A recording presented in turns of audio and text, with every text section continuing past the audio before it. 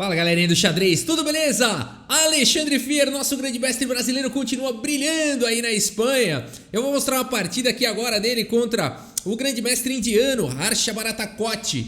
E depois dessa partida eu vou mostrar a classificação, vou dizer como é que tá a classificação aí ao final da sexta rodada, tá bom? Nosso grande mestre Alexandre Fier abre aqui a partida com o peão do rei E4 e o Harsha Bharatha-Koty, grande mestre indiano, jogador muito forte, responde aqui com o Caro-Kann, o lance C6, aqui a defesa Caro-Kann. D4 foi jogado, D5, e aqui o Fier tem algumas opções. Ele pode jogar cavalo C3, ele pode jogar cavalo D2, ele pode tomar, ele pode ir para a variante fantasia com F3, ele pode avançar. Vários lances são jogados aqui e o Fier decide avançar, então a variante aqui do avanço E5. C5 foi jogado e aqui D por C5, o Fier captura aí o peão. E agora E6 aqui pelo Bharatha-Koty, protegendo o peão central e já atacando o peão do C5. O Fier segue com A3, bispo por C5 e agora dama G4, olha que interessante, já atacando o recém-desprotegido peão de G7. Aproveitando que E6 fechou aqui o bispo de casas claras, a dama ganha a casa de G4, o cavalo por enquanto não estava evitando também a entrada da dama nessa casa, e assim como em muitas linhas da defesa francesa, a dama vem para G4 atacar o peão lá de G7, né? E aqui cavalo E7 foi o lance jogado pelo Bharatha-Koty, o melhor lance da posição, o lance teórico, deixando o peão de G7 e indo para o contrajogo, né? Desenvolvendo peças. Claro que se aqui o Fier ficar toda hora usando a dama agora, isso vai ajudar o Bharatha-Koty a desenvolver as suas peças, né? Então o Fier aqui decide jogar o lance cavalo F3 e continuar o desenvolvimento, né? Ô Rafa, mas tá suculento esse peão aí, dá pra capturar? Dá, mas depois se vira nos 30, né? Porque é o seguinte, você vai capturar alguns peões aqui, 1, 2, 3, sei lá quantos, mas depois você segura a pancada que vai vir tempestade e dá pesada, né? Por exemplo, aqui torre G8, né? Dama por H7, o cavalo já vem aqui pro centro, você vai rasgar um F4, dama B6, segura a pancada, porque as pretas aqui já tem uma torre ativa, dama e bispo na diagonal aqui de casas escuras, 2 cavalos aqui já prontos para jogar e as brancas não fizeram nada, né? Então aqui haja estômago para jogar isso daqui de brancas, né? O Fier preferiu se desenvolver aqui o cavalo em F3. Aqui a partida seguiu com o roque pelo Bharatha-Koty.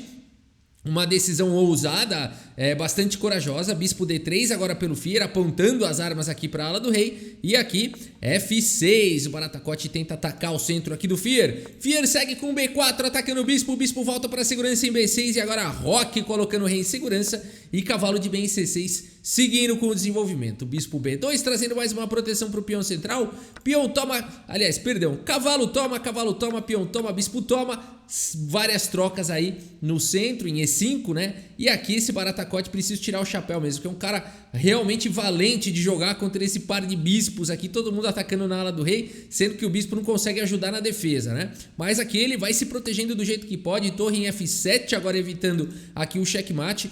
Cavalo D2, desenvolvendo a última peça menor aí o Fier, e agora é aquela hora, né? O Bharatha-Koty tem que acertar a mão aqui para se proteger, senão pode ser tarde demais. Cavalo C6, um excelente lance atacando o bispo, e agora o Fier traz o cavalo em F3, cavalo por E5, e o Bharatha-Koty se livrou de um grande atacante aqui da posição, trocou uma peça, mas o Fier deixou a fazer isso, porque agora o Fier tem um cavalo aqui muito bem colocado na casa de E5. A torre está atacada, a torre em F6, e aqui o Fier então vai para o lance torre de A em E1, já trazendo mais uma proteção para o cavalo. Dama em F8 foi jogado, pressão total. Agora aqui o contra-jogo do Bharatha-Koty. É um jogador muito perigoso, né? Ele segurou o ataque do Fier por enquanto e partiu para o contra-jogo. Fier segue agora com dama H4, trazendo mais uma proteção para o ponto de F2. Torre H6 perseguindo a dama G3 agora traz aqui a proteção para o cavalo, continua protegendo em F2. E aqui A5, o Bharatha-Koty sentindo que o ataque na ala do rei está estabilizado, parte para esse ataque na ala da dama com A5. O Fier fecha tudo com o lance B5, agora a torre volta aqui para F6 pressionando o ponto de F2. Cavalo G4 aqui pelo Fier atacando a torre. Torre vem para F4 e agora um lance valente aqui do Fier, um lance muito bonito aqui do Fier, realmente muito valente. Torre E5 aqui, bloqueando o peão. né? E ao mesmo tempo levando a torre para ataques na ala do rei. Mas eu falo que esse lance é muito valente porque bispo C7 agora foi jogado pelo Baratacote e não apenas ataca a torre, como coloca também um raio-x aqui na dama, né? Então, um lance muito... Teve que calcular muito aqui o Fier para jogar esse torre E5, né? Porque ele sabe que estava vindo bispo C7, ele sabe que estava vindo tudo isso. Então ele segue agora com torre G5 e leva mais uma arma aqui, mais uma peça pro ataque, né? Como é que pode? Que manobra arriscadíssima aqui do Fier, torre 5, torre G5, né? E aqui é muito difícil de achar um lance aqui para as negras. O Baratacote se assusta um pouco e joga aqui o lance G6, né? Aqui uma outra ideia seria jogar também E5, né? Esse lance aqui também é bastante lógico, trazendo mais uma proteção para F4 e soltando o bispo. É isso que o Baratacote precisa fazer urgente, né? E5 seria também uma opção bem legal.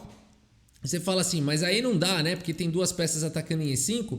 Tudo bem, é que depois de cavalo por E5 e, por exemplo, torre por F6, o cavalo fica cravado. O cavalo não consegue sair com cheque nem nada e as pretas têm um excelente contra-jogo. Por exemplo, dama H4, tirando a dama aqui da cravada, H6 atacando a torre.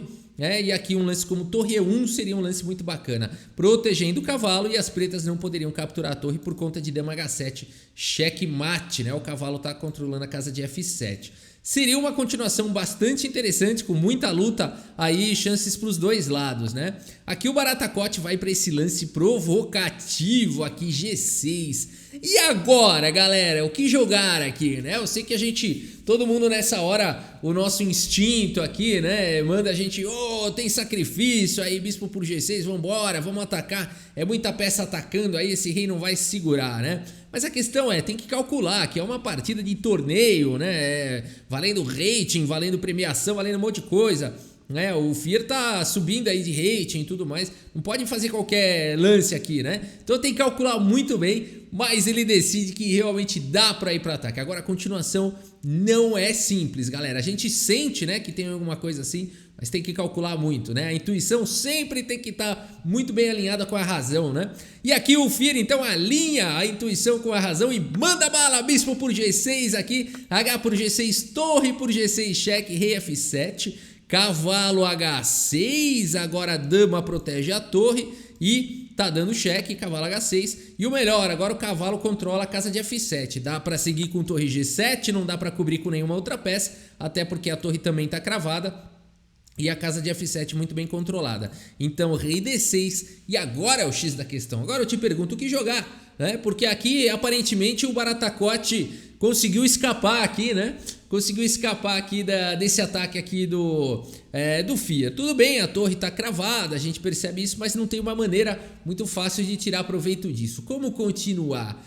Uma ideia que passa na nossa cabeça é jogar cavalo F7, parece um lance bastante lógico, porque você está dando cheque, bloqueando aqui a conexão do rei com da dama com a torre, né? Você fala, eu vou capturar a torre na sequência. No entanto, isso não funciona e na verdade as pretas ficam muito bem depois de cavalo F7. O Fier não joga cavalo F7.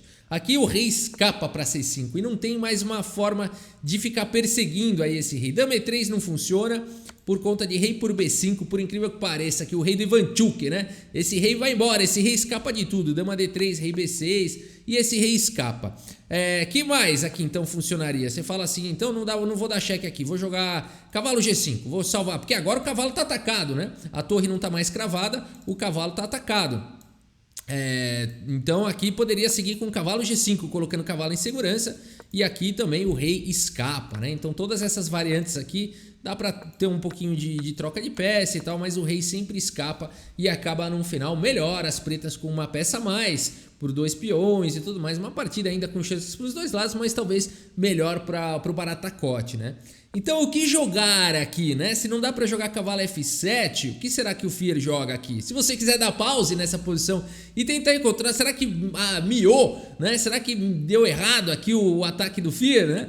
Nada disso, ele segue aqui com o melhor lance da posição, C4, olha que bonito, você sacrificar uma peça, deixar o rei do adversário lá no meio do tabuleiro e mandar um C4, que frieza, né?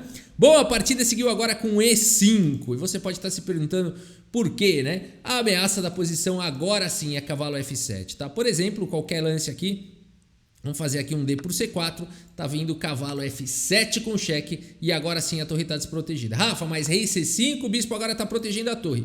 Tudo bem, mas como jogou C4 e o peão veio pra cá, essa horizontal aqui agora tá disponível para a torre poder atacar. Olha que bonito o lance C4, né? Então torre G5 iria para um ataque aqui espetacular e vencedor, né? O peão cravado, a dama agora protege aqui o cavalo. Uma posição completamente vencedora aqui pro Alexandre Fier, né? Então bonito demais aqui o lance C4 aqui do Alexandre Fier, exclama duas. A partida seguiu com E5 e agora o Fier segue com C5. Olha que bonito esse ataque aí pra cima do rei, né? E agora, né? Aqui o Baratacote segue com rei E6 escapando aí, tentando escapar dos ataques. Rei por C5 desprotege o bispo, né? Tá vindo torre por C7. O rei ainda tenta escapar. Dá pra unir aqui as torres.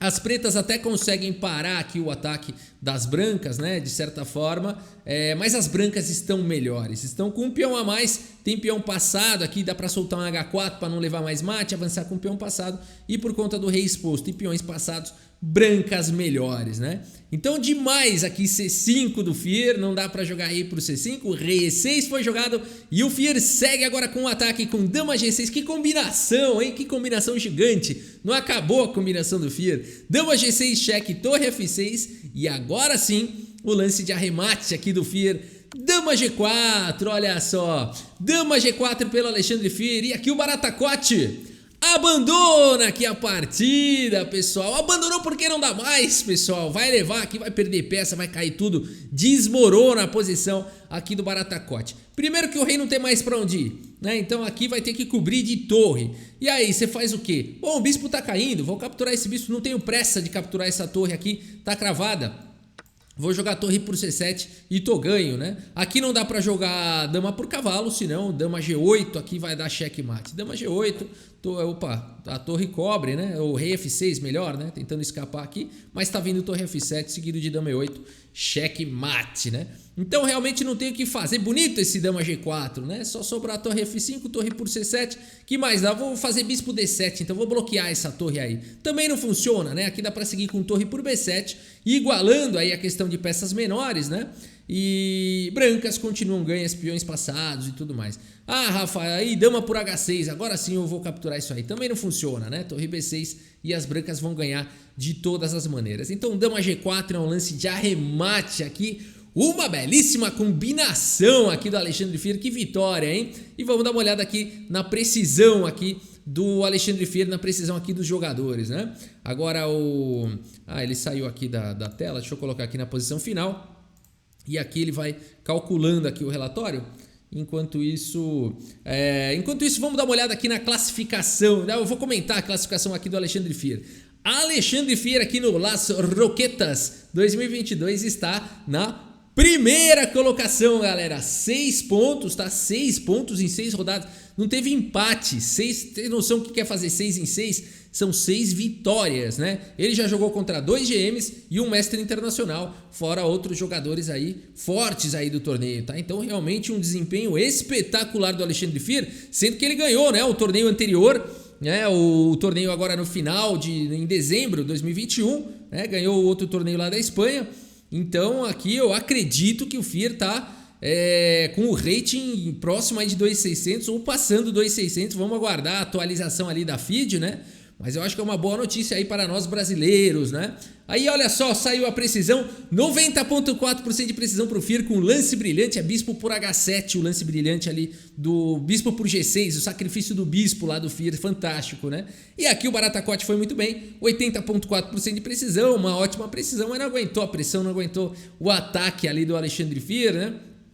Jogou aquele G6, né? Aquele G6 foi uma provocação e não dava certo. A gente viu que Q5 daria talvez para segurar, mas depois daquele G6 não deu mais, né? Mas beleza, é isso, pessoal. Uma belíssima partida. Espero que vocês tenham curtido aí o vídeo. A gente segue com mais vídeos aí do Las Roquetas 2022. Muito obrigado pela sua audiência. Um grande abraço para todos vocês e até a próxima. Valeu! Cavalo H5 no tabuleiro de xadrez. De xadrez.